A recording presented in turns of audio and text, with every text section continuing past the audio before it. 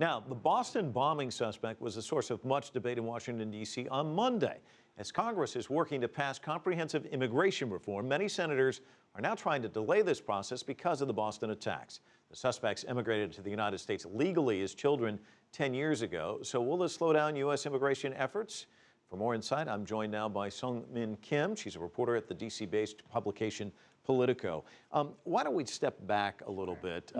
Senator Charles Grassley, if I'm not mistaken, was the first one to really kind of use this as an issue late last week. Can you frame this for our international audience? What did he say? How did all of this start to get underway? That's right. So at the first hearing, after the major Senate immigration bill had been unveiled, you have this big immigration hearing on Capitol Hill as there's this big manhunt in Boston for the suspect. So as details start to come out about the suspect, Senator Charles Grassley, the Republican from Iowa, says, I welcome this hearing because in light of the new information that we're getting, it's a chance for us to learn more and how this may relate to our immigration debate. And those comments caused a big fury among, Democrats, but also Republicans who have been very pro-immigration reform, taking that sort of as a signal as, whoa, this may be a chance for them to slow down immigration reform. And then New York Senator Charles Schumer and then Vermont Senator Patrick Leahy kind of led into them today. Can you kind of bring us up to date on that as well? Because they were kind of like, wait a minute. Yeah, and I think they had expected this, considering what we know of the background of the suspects.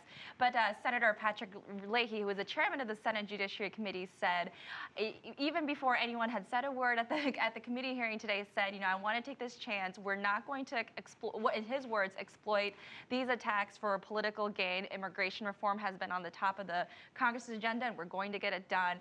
And Senator Charles Schumer of New York actually almost got into a shouting match with Charles Grassley. He really hit a nerve there with his comments, and Senator Grassley appeared to feel a little bit on the defensive and said, no, I never said we should slow down reform. I just said let's talk about it and how it may relate to the immigration debate.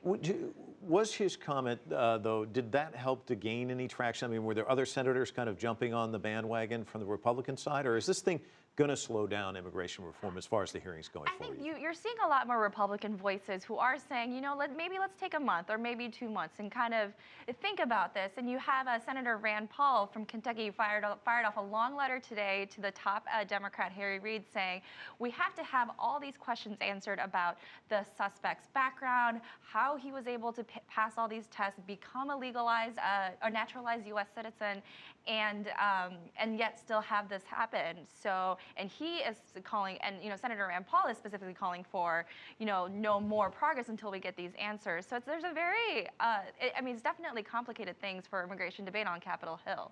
Seung Min Kim, thank you for coming in tonight and offering your insights. It's an interesting story to be covering, I'm sure.